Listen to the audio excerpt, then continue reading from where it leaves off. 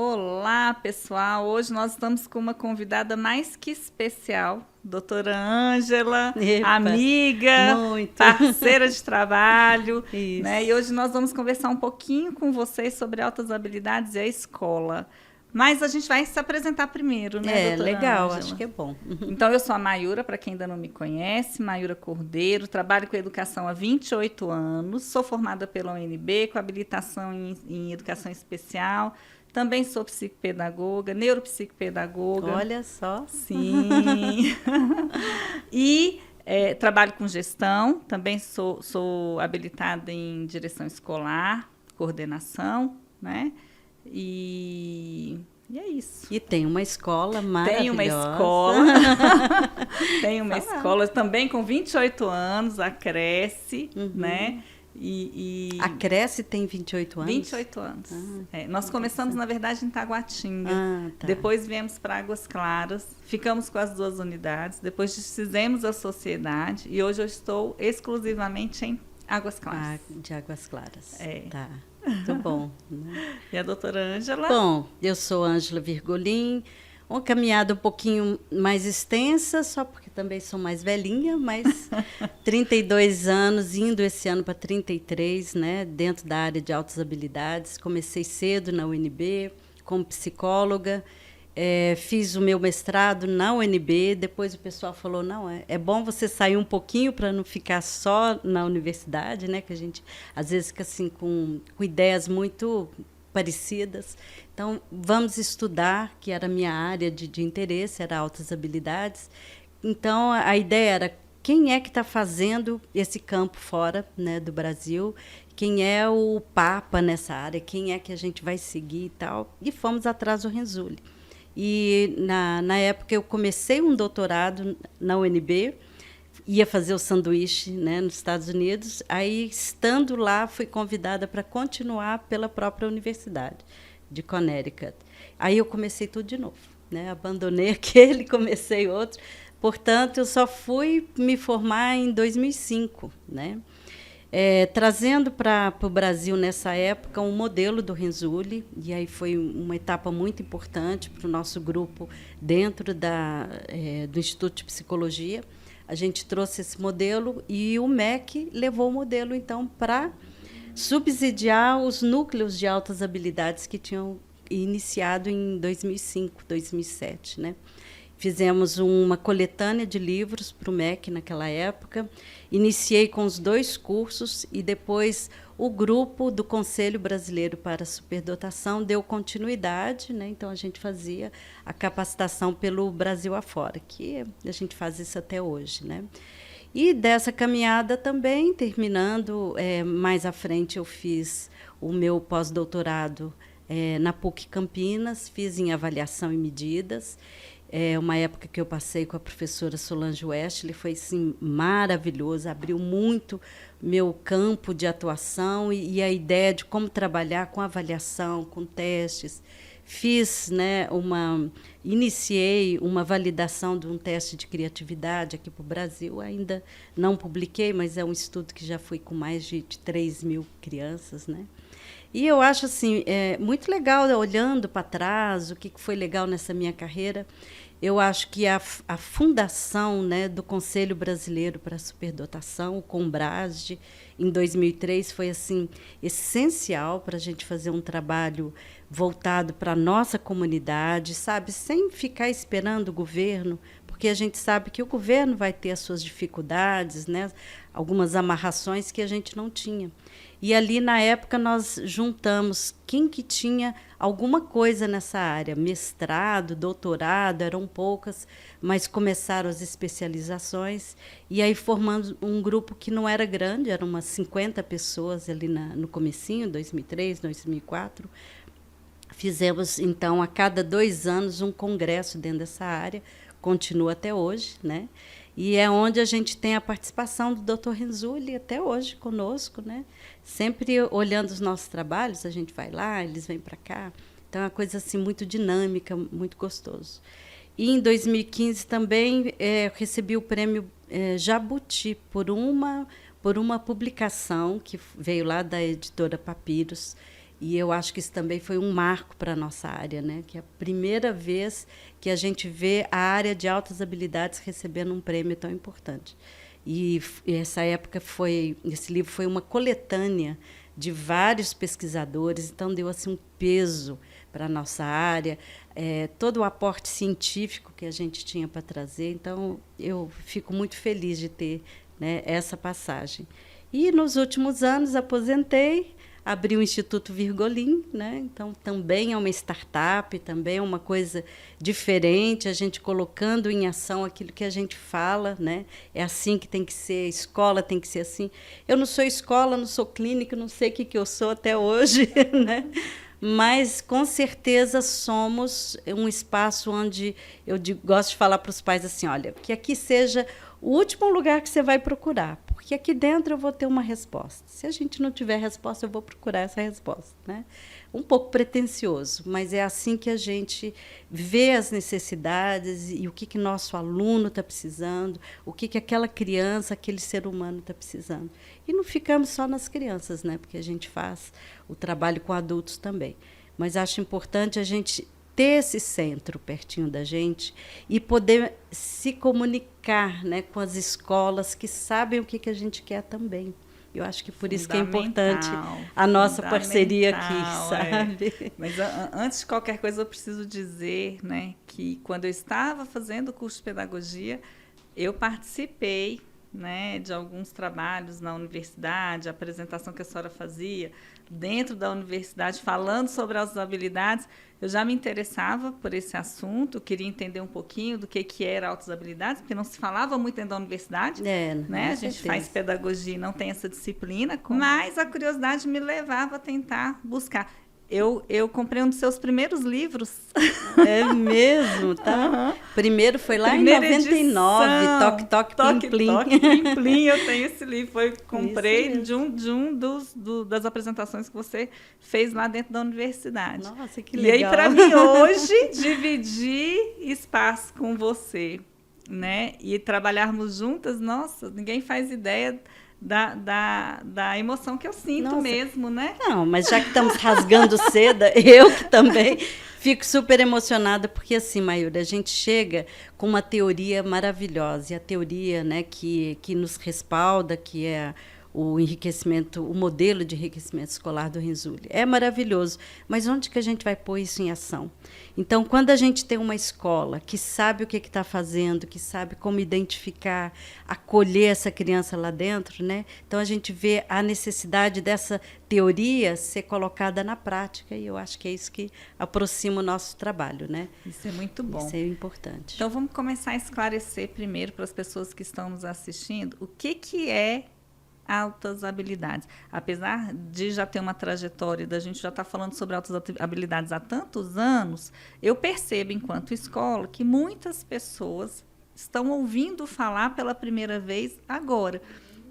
Verdade é, fato é, que agora a gente tem, de fato, visto mais crianças sendo diagnosticadas, verdade, mais profissionais atentos a isso, buscando esse conhecimento, e famílias também. E eu acho que na pandemia isso aconteceu de uma forma assim, muito interessante. As pessoas começaram a mostrar o que faziam, porque desde a criação dos NAS, não só os NAS pelo Brasil, mas outras iniciativas, as pessoas começaram a mostrar, a gente consegue fazer, a gente consegue trabalhar com superdotados, talvez não em todas as áreas, mas naquela.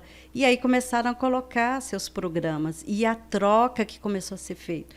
Então, acho que isso foi retroalimentando, né? Os pais entendendo, nossa, então existem esses centros. Antigamente era Brasília que era, né, o local de referência. Passou depois para o Paraná, Curitiba tem... e tem coisas incríveis acontecendo em muitos locais. Mas, principalmente, a gente saber que eu posso trocar ferramentas, trocar formas, né, de incentivar esses núcleos e esses locais a se desenvolverem. Então, nós duas temos práticas não ligadas ao governo, não governamentais, mas, ao mesmo tempo, a gente serve como estímulo para essas que também trabalham junto com o governo. Acho que essa altura, nada disso interessa. Interessa esse ser humano que está ali, precisando do nosso olhar. Né? Sim. Acho que isso é bem importante. Importantíssimo. Mas eu fico pensando, né? Eu já trabalho com escola há 28 anos. De fato, houve um aumento nessa, a gente pode dizer que produção, essa chegada de alunos com as habilidades, ou é o conhecimento que está trazendo para a gente mais luz e um olhar diferenciado para o nosso filho, para o nosso aluno, para a nossa criança? Eu acho que isso acontece em toda a área do ensino especial. Pensa assim, há uns 10 anos atrás, você saía na rua, você não via um menino com deficiência, você não via um menino com autismo, as famílias seguravam, né? Por mesmo preconceitos, vergonha, coisas que existiam antigamente, existem ainda, mas hoje é muito pouco. Hoje nós falamos de inclusão o tempo todo, hoje as pessoas querem, sim, apresentar seus filhos e saber como que eu vou estimulá-los, né? Como que a gente vai trabalhar para esse bem-estar, né? A saúde mental dessas nossas crianças. Então, acho que eles estavam sempre ali, mas agora eles estão para todo lado, estão nas ruas, no shopping, nas escolas, estão se apresentando. Né? E a gente já está sabendo onde buscar a informação. Né? Hoje você põe lá no Google altas habilidades, você vai ver muita coisa. Né? É verdade. E muita produção científica também, né? A produção que a gente tinha quando eu comecei na área, lá para 90, até final da década de 90, era muito pequenininha. Né? Você tinha ali a professora Eunice Alencar, com seus estudos na área de altas habilidades e de criatividade, professora Marilena Novaes, professora Zenita Gunter, são as pioneiras.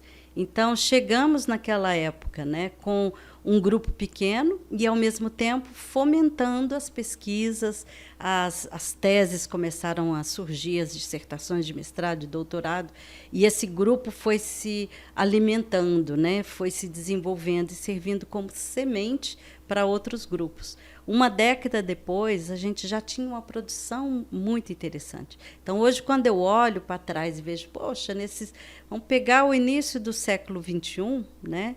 A gente tem muita produção, não só em livros, mas artigos científicos, pesquisas de qualidade dentro do Brasil, muita gente se interessando em se capacitar até o último nível, né? Isso é importante. Então, é um progresso muito grande na área. E como que a gente faz para chegar isso para dentro da escola? Isso é um Porque é o que você falou, desafio. Você começou lá no seu curso de pedagogia, Sim. Não tinha uma disciplina de altas habilidades. Né? Não. A primeira disciplina aqui no Brasil, por incrível que pareça, né, apareceu em 2007, quando lá no Instituto de Psicologia, estávamos eu e a professora Denise Flight, inventamos a primeira disciplina, fizemos a ementa, tudo que deveria ser. E no Paraná tinha disciplinas também, que apareceu alguns anos depois, mas ainda no Brasil não tem. Especificamente para a graduação. Sim, né? Não tem. E muitas vezes com o nome de criatividade, não de altas habilidades. Não de altas habilidades. Né? Essa que fala superdotação, né? A gente não encontra, não. E não é uma coisa difícil, não é impossível de se colocar dentro dos currículos, mas ainda está faltando, né, a pessoa já mais qualificada para dar esses cursos. E a gente precisa discutir sobre isso, porque a ponta desse processo é a escola, né? São as famílias, mas a ponta, quem vai trabalhar, quem vai ajudar a desenvolver esses talentos, e a gente precisa desses talentos, né? E muitas vezes os pais só sabem que tem um filho com altas habilidades porque alguém na escola indicou. Né? E se a escola indica, eles vão atrás. Sim. Né? E como é importante, né? Uhum. Então já que a gente está tocando nesse assunto, né, para quem encaminhar quando a gente tem uma criança que a gente suspeita ter altas habilidades, para quem a escola deve encaminhar, quem a família deve procurar se a escola não fizer esse papel? Verdade. Eu acho que a figura primordial é um neuropsicólogo. Antigamente, a gente até falava da psicologia, só do psicólogo, era importante, mas eu acho que hoje o conhecimento que nós temos do desenvolvimento do cérebro, ele inclusive modifica o tipo de avaliação que você vai fazer. Então, esse é o profissional mais importante. Mas, mais do que isso, ele tem que ter qualificação para as altas habilidades. Eu já peguei muitos laudos bem feitos, bem construídos, mas a pessoa coloca lá QI de tal, QI superior, e aí começa, no restante do laudo, a trabalhar as dificuldades. Aí tem dificuldade de atenção, tem isso, tem aquilo, e não volta, né, numa conclusão para dizer, olha, isso é altas habilidades. Às vezes não vem essa palavra. Isso é importante que se coloque. E, além de ser altas habilidades, essas recomendações para o desenvolvimento desse potencial.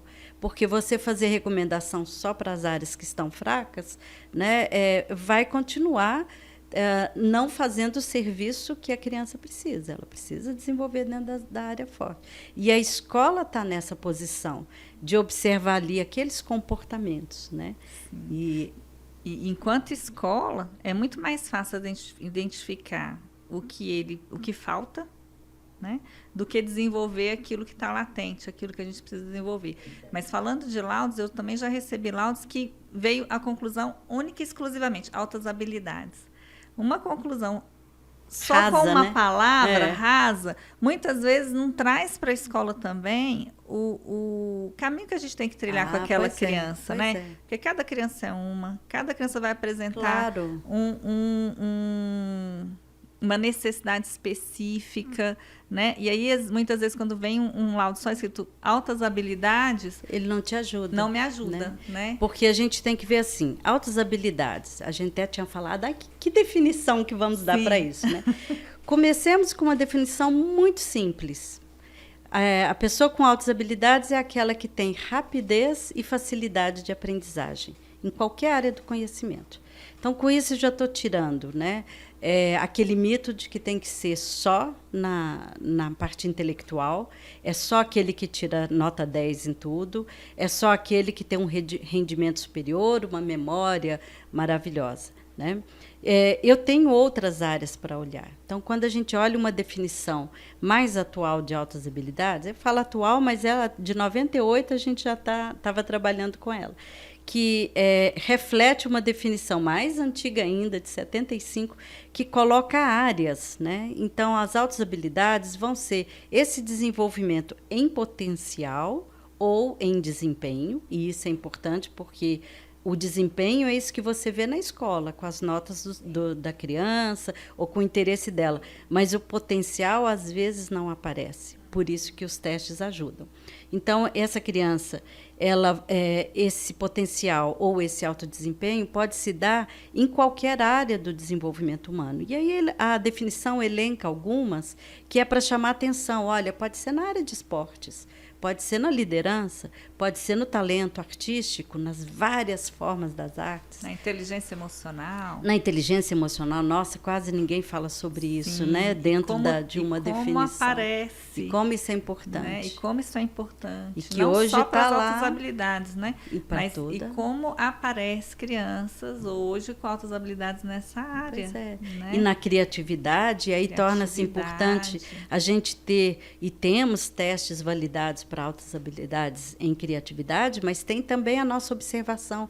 Então, muito que a gente pede para o professor é esse olhar sensível, né, desse ser humano que está ali na sala de aula, com as suas habilidades, com as suas áreas fortes, e eu consegui entender que áreas são essas, independente que seja uma área do currículo ou não, né? E poder fomentar essa habilidade da criança. Então, a gente fomenta buscando a motivação da criança, né? O estilo que ela gosta de aprender, respeitar esse estilo, oferecer esse estilo na sala de aula, porque senão você fica com aula só de discussão ou de palestra do professor e o menino nunca tem voz, né? Então, você vai para outros estilos. E pela criatividade, deixar ele fazer do jeito dele, da forma dele. E é interessante que quando a gente entende isso, essa criança ela vai trazer resultado nas disciplinas que ela não apresentava Exatamente. resultado. E você não vê que tem né? Né? Parece que cresce tudo. Cresce porque né? mexe na autoestima, né? Muitas vezes ela tem uma autoimagem, né? Ela tem um pensamento mais acelerado em determinadas áreas e uma autoimagem de que ela não é uma pessoa inteligente, Pois porque ela não consegue resolver aquela conta de matemática que está sendo apresentada.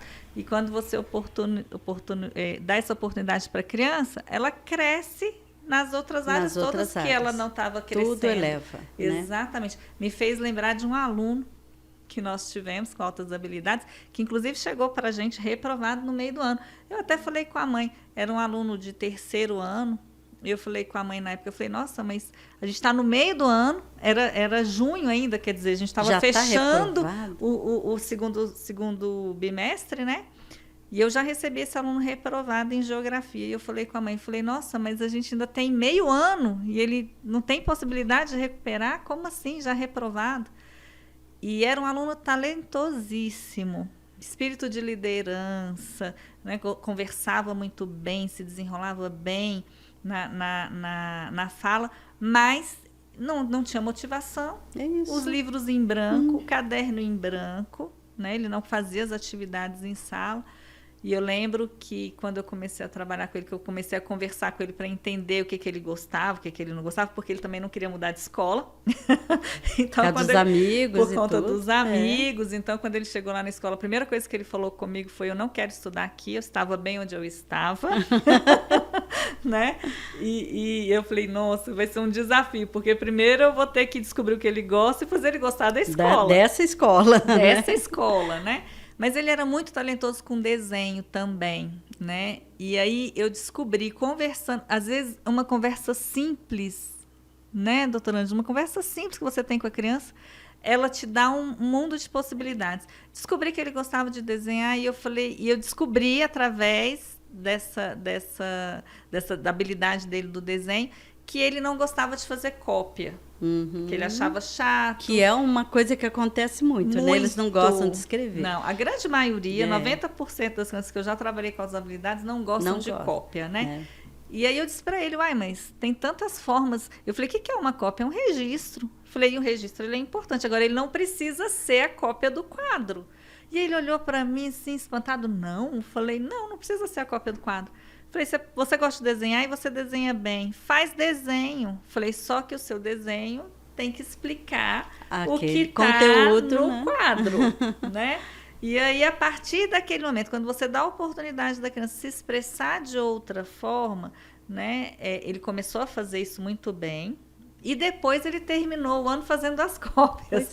Porque ele quis. Aí ele viu a importância daquilo. Ele viu a importância daquilo. Que é uma das coisas que a gente fala muito nas altas habilidades. A gente fala assim, olha, criança, você tem que... Aliás, qualquer criança, você tem que fazer os combinados com ela. Mas os de altas habilidades, né, com certeza, eles passam muito pelo racional. Então, se você explicar para ela o que você precisa, o que você quer, a razão dessa sua solicitação, e se você conseguir vender seu peixe para ela, aí ela vai fazer. Né? A gente não vê uma oposição àquilo, ela tem oposição à regra. Por que essa regra é assim? Mas as regras existem para serem mudadas. Né? Desde que ela atenda o que é necessário, ela pode ser diferente. Quando eles entendem a importância da regra também, né? Porque a regra traz ordem, traz organização, né? traz harmonia, muitas vezes, para o espaço, para o ambiente, né? Ele passa a querer cumprir a regra e ele te dá ideias de regras. Às vezes as regras deles são até mais rígidas. Nem são melhores, né? Porque eles têm uma visão, uma forma de pensar diferente da nossa, né? Então é muito interessante. Me fez lembrar de um outro aluno que chegou para mim, ele não gostava de escrever, ele era bom nas disciplinas de exatas, mas nas humanas ele não ele falava, eu não gosto de escrever, né? Ele falava comigo assim, um dia ele falou comigo assim, tia, eu queria fazer uma proposta de um projeto. Eu falei, legal, vamos fazer o projeto. Falei com ele, me traz o projeto por escrito. Aí ele falou assim, não, eu quero te contar. Tá fácil, né? Eu falei, não, mas aí, projeto é escrito. Eu falei, você não quer um projeto? Projeto é escrito. E aí ele falou comigo assim, não, mas eu quero te contar. Eu falei, não, contar não é projeto. Falei, e aí se você contar, a gente não executa. Se você trouxer um projeto escrito, aí a gente vai analisar o projeto e a gente pode executar o projeto.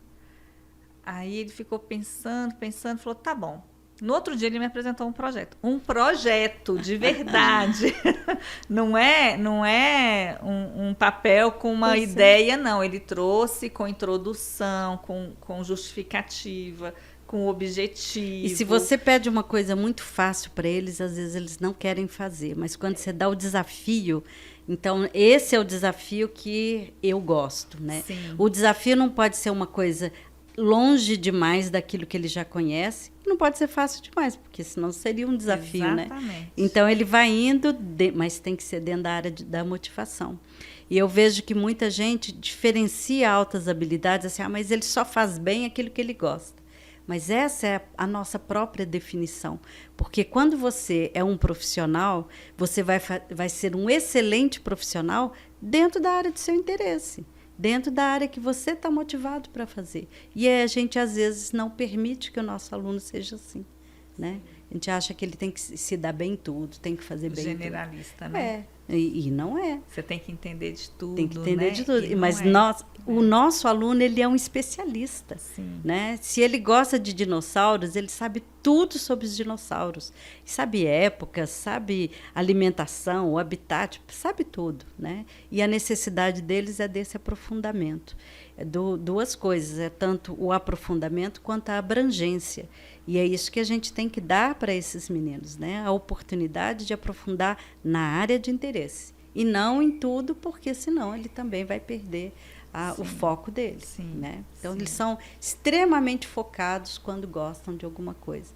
E eu acho que essa é a tarefa da escola, não é? Porque Sim. você perde os meninos para o jogo, Sim. por exemplo. Um jogo vem na linguagem que nós estamos usando hoje em dia. É fácil, porque eu coloco o dedinho ali, eu já abro um menu, já sei o que eu quero, vou na minha velocidade. E muitas vezes a escola não permite essa velocidade, essa coisa particularizada do aluno, né? Como é que você lida com isso lá na sua escola? Então, isso é um desafio diário, mas possível de ser feito. Primeira coisa é você observar, né, como aquela criança funciona. Né? Como que ela que é isso? Que é o ritmo, que são os interesses. Aí, a partir daí, você então monta para essa criança, né, as atividades que são compatíveis àquilo que ele está te demonstrando. Então, na prática, como que funciona isso? Muito simples. Às vezes, eu escuto de colegas de escola, falo, como que é possível fazer? É muito simples, é só você olhar para aquilo que a criança precisa. Não só para crianças das altas habilidades, mas para todas de um modo geral. A gente tem que ter esse olhar ainda mais nos dias de hoje, né? Então, o que acontece? A estratégia é montar projetos, dar para essa criança, por exemplo, tem um interesse muito grande em dinossauro. Então, ele vai dar uma aula sobre os dinossauros, então ele vai montar essa aula. Os alunos lá na escola, quando eles vão... Tinha um aluno, por exemplo, muito habilidoso na parte de dobraduras, né?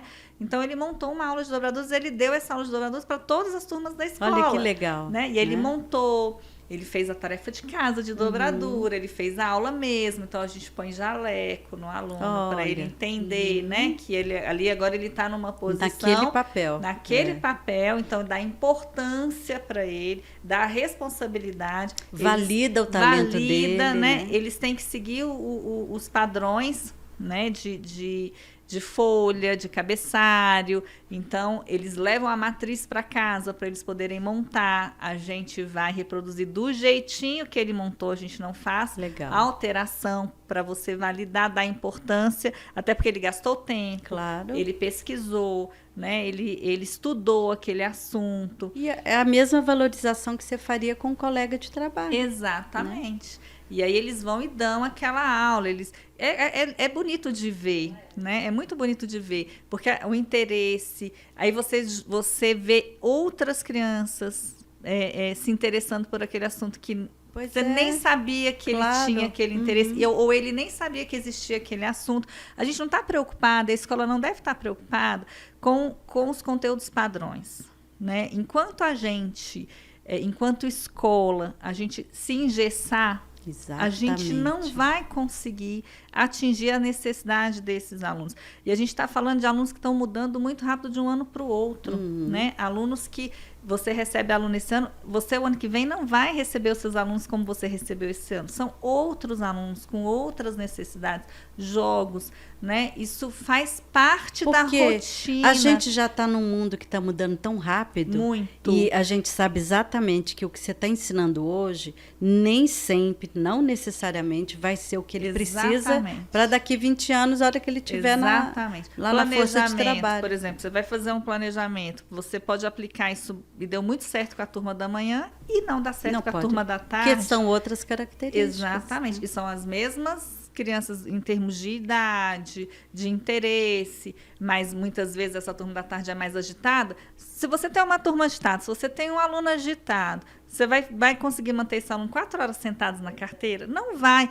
Às vezes, medidas simples, né, que a gente faz lá na escola. Tá fazendo atividade, antes de passar para outra, a gente faz um exercício com os meninos. Corre, bate a mão no quadro, grita, solta energia, entendeu? Se movimenta, porque os meninos hoje, eles precisam mais de movimento, eles necessitam disso. São crianças naturalmente mais dispersivas, né? Isso a gente vê porque, enfim, são muitas as razões que levam a criança a ser dispersa, né? A questão das redes sociais, da estrutura das famílias. Hoje a gente vê que as famílias passam menos tempo com os filhos. E a própria estrutura, né, da época que vivemos, né? Exatamente. Nosso zeitgeist leva a isso. E aí os meninos gostam de jogar, igual a senhora estava falando. Por que não usar isso? Como um recurso, né, pedagógico. Na escola eu tenho mais de 100 jogos. Mas os que pais... foi produzido pelos alunos. Olha, que legal. Eles produziram, entendeu? Jogos para todo tipo de idade e para todo tipo de conhecimento, de habilidade, de tudo que você puder imaginar. Construção de avatar, mas também tem de soma, subtração, multiplicação, claro, divisão. Você vai aproveitar. Né? Mas assim, mais de 100 jogos. E olha que os meus meninos são pequenos. Meus alunos mais velhos têm 10 anos, produzidos por eles mesmos. Que lindo, que legal. E se você pegar uma criança que está lá em casa, né? Está ali com 3, 4 anos, às vezes até mais cedo, eles sabem mexer com aquela tecnologia que está ali, com o tablet, com o computador, e eles vão no ritmo deles, eles vão na velocidade deles. Eles, às vezes, não sabem lidar com aquela frustração que dá porque eu perdi, mas tudo isso sendo mediado por um pai paciente, né? Um pai que entende o que esse jogo está desenvolvendo em termos de rapidez de raciocínio, a própria vivacidade e velocidade da criança, estratégias, quanta coisa importante que o jogo está utilizando. Se o pai sabe mediar isso não causa o prejuízo para a criança. Eu estava lendo um artigo muito interessante num site que traz essas informações científicas, e ele falando assim, Mayura, você tem uma criança de 2 anos que passa 6 horas num tablet, como antigamente os pais faziam com a televisão. Aí a televisão era o vilão, né? E aí o estudo mostra que há, sim, problemas na comunicação da criança, nas habilidades sociais, porque ela vai passar mais tempo, né, num jogo do que trabalhando com outras crianças ou num ambiente mais natural. Mas, se o pai media, o pai, quando eu digo, né, gente, a pessoa que está ali com ela, o adulto que está mediando. Se ele faz essa mediação, eu já não vejo esse problema acontecer. Então, as pessoas acham que a dificuldade é o jogo, é o tablet em si, é a tecnologia. Não é o uso que você faz dela. Né? Então, se você está mediando, ela está aprendendo números, multiplicação, ela aprende línguas, ela aprende formas, né, de pensar, que antes não seria permitido e que muitas vezes não é a mesma coisa quando você está lendo um livro ou está ouvindo uma pessoa falando. É outro tipo de interação. Então, a gente tem que aprender que nós temos que aprender a conviver com os jogos, com a tecnologia e usá-la para o bem-estar da criança. O bem-estar, inclusive, mental.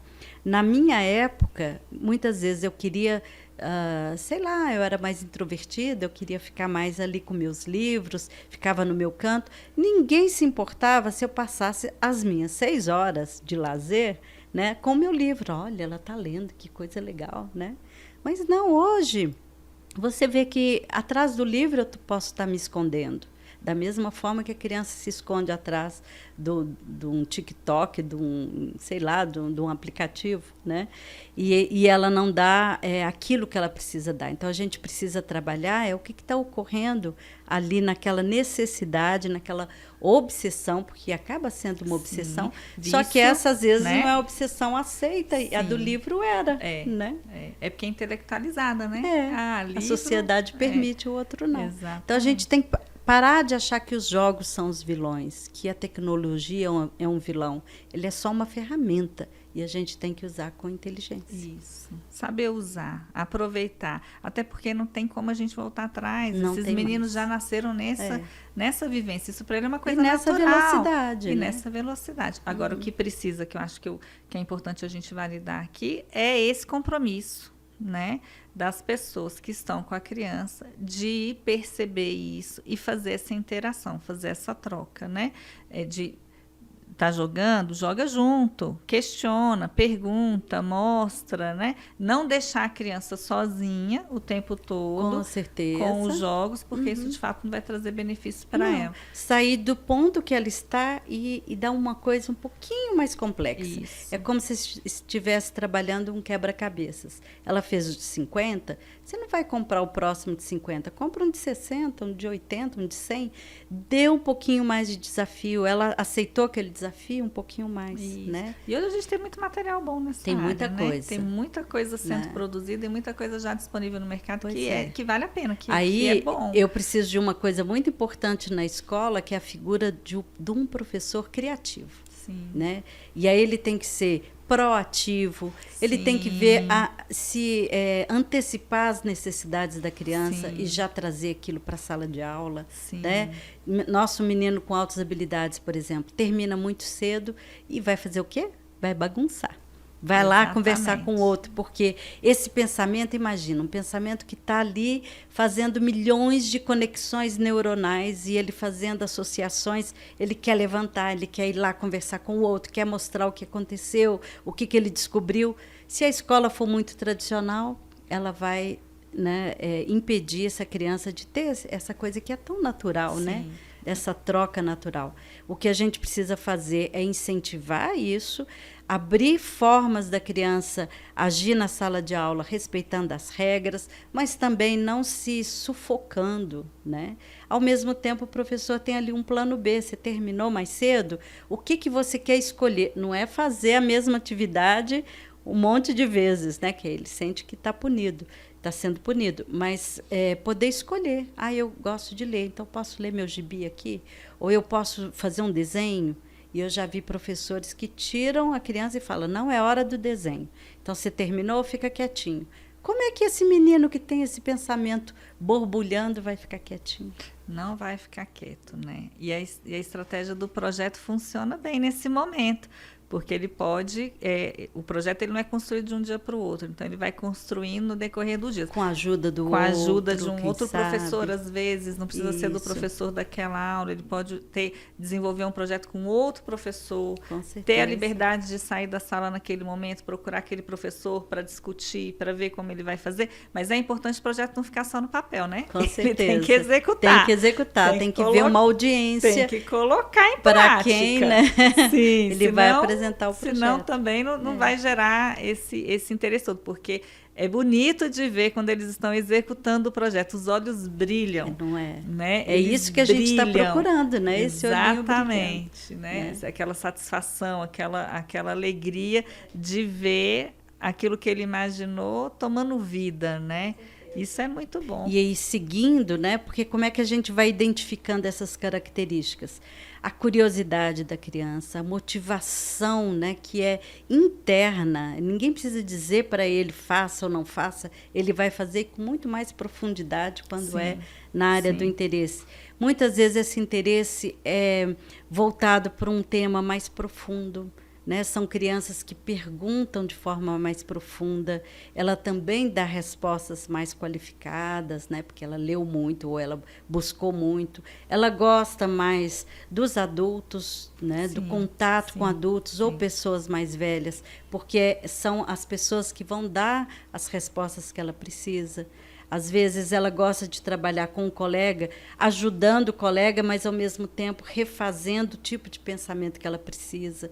Então a gente vai olhando como que esses meninos que têm, às vezes, uma excelente memória, mas às vezes também nem sempre é a memória, às vezes é um pensamento criador, uma imaginação diferente, né?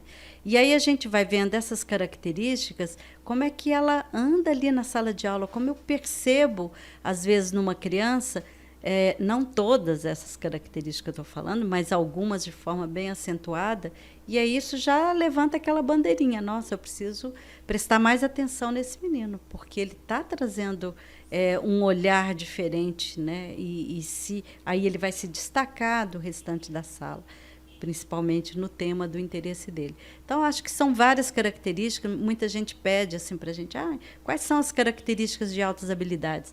Vai depender do temperamento da criança, do tipo de personalidade que ela tem, o que ela gosta ou não. Então, essas características vão variando no grupo. O grupo é muito heterogêneo, né? Você não tem como falar, todo mundo tem que ter boa memória. Nem sempre, né? Às vezes é a memória dessa criança, ela pode ser uma memória de longo prazo, mas a de curto prazo é pequena, né? Ou você pode ter uma criança que ela vai memorizar fatos, mas você pode ter outra que, além de memorizar, ela complementa aqueles fatos, ela traz uma ideia diferente, ela muda, né? Uma forma de ver ou de entender. Então, o grupo é muito vasto. A gente pode voltar para falar disso em outra ocasião também. Com certeza. Né? Doutora Ângela, que legal a nossa conversa. Eu gostei também. Muito. Gente, vocês super gostaram. Animada. Foi bom, né? Vocês gostaram também? Se gostaram, deixe nos comentários e nos ajude a continuar esse bate-papo, trazendo para a gente temas ou problemáticas, ou experiências também, para a gente compartilhar e para a gente poder... Para saber o que interessou também, né? De tudo que a gente falou aqui. E que caminho a gente deve seguir, né? Para onde a gente deve ir. Dicas. Né? A gente pode manejo. Isso, né? E a gente vai estar aqui, ansiosas, esperando esse retorno de vocês, para a gente marcar nosso segundo encontro. Não é verdade? Muito bom. E vamos deixar na descrição do vídeo, pode ser? Pode, seu contato, pode. Contato do Instituto, para quem quiser entrar direto em contato com a doutora Ângela e conhecer o Instituto, que eu acho que vale muito a pena. Muito gostosinho. Não só pais, lá. mas profissionais, escola também. Isso. Deixarei o nosso contato também da nossa escola. Caso vocês queiram nos fazer uma visita, serão muito bem recebidos. Com certeza. Não é isso? E a gente volta na próxima com o tema que vocês sugeriram. Já estou ansiosa. Também vai ser legal, né? Eu acho que vai ser muito bom. Tô gostando dessa experiência. Eu amei. Obrigada, viu? Obrigada, minha linda. Foi muito, muito bom. De verdade. Também. Beijo.